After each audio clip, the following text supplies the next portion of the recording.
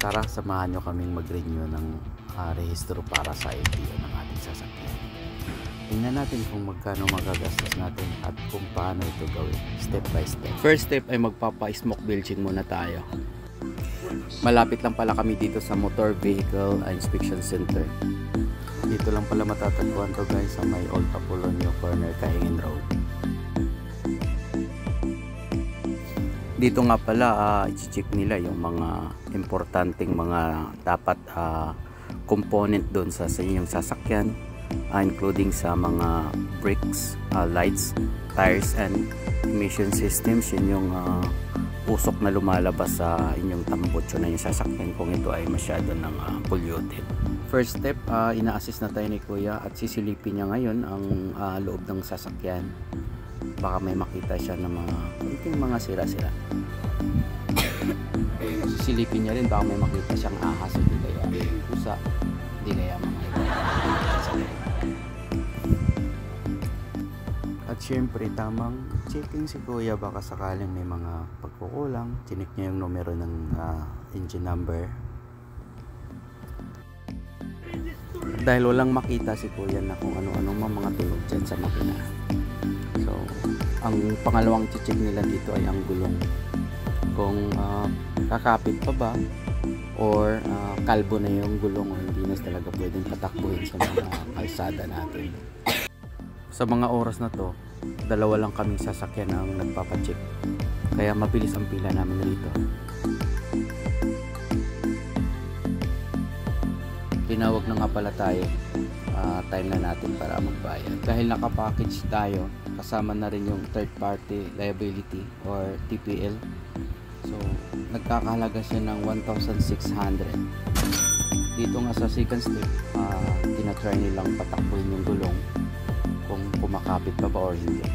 Dahil pasado tayo, ayun, okay naman siya. Dahil pasado tayo sa gulong, diretso naman tayo sa pangatlong step or dito sa smoke bilging. Sana pasado tayo. Ito nga pala ang katumbas ng ating babayaran kung anumang dalang sasakyan na rito. Ito naman yung sa insurance ng ating third party liability worth 200,000, pero hindi siya nagagamit talaga. Comprehensive talagang nagagamit natin. Salamat naman at pasado lahat ang mga test na ginawa nila. At dahil pasado kami sa lahat ng ginawa nilang check-up, ang pinakahuling stage ay pupunta kami ngayon sa La Loma LTO. Habang binaybay namin yung Kaingin Road, nakita ko nga pala yung sasakyan ng aking pamangkin. Papansin ko nga pala sa tuwing magpaparehistro ako ng sasakyan at tuwing hapon ako nagpaparehistro, kasi bukod na sa mabilis ang proseso kasi nagsisiwi na yung pang umaga, gusto na rin uuwi yung mga empleyado. Dito pa rin tayo along Kaingin Road. Tapos napansin namin ang ganda oh. Sana all may ganyang sasakyan. Kano kaya halaga niyan? Dito na tayo sa Del Monte, corner Araneta. Itong lugar na ito, grabe to pagka talagang tag-ulan. Bumabaha rito. Hindi pwedeng mag-standby yung sasakyan nyo rito.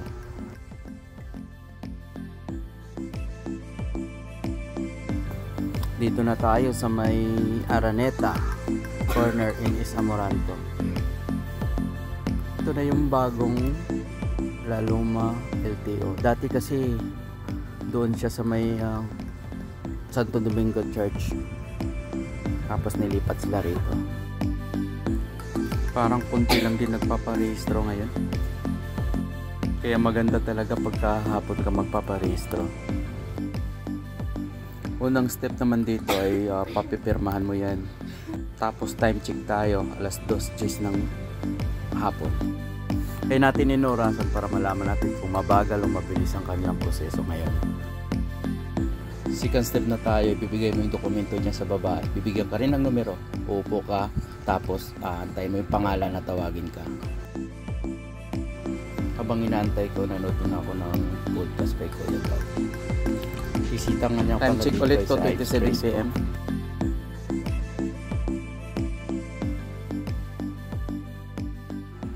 Tinawag na nga pala tayo. nagkakahalaga siya ng 1,600 para sa ating rehistro ng ating sasakyan. Time check ulit, no? 2:33 PM. Kinompute ko na sa 23 minutes lang. Napakabilis ng proseso. 23 minutes simula nung pumasok ako hanggang natapos yung ating proseso. Kaya tara na, uwian na tayo. Nagkakahalaga nga pala siya lahat-lahat at 3,200 para sa iyong panibagong rehistro ng iyong sasakyan. Tara, puntahan na natin si Kulasa. Kanina pa ito nag-aantay, hindi ko na pinapalabas ng sasakyan to.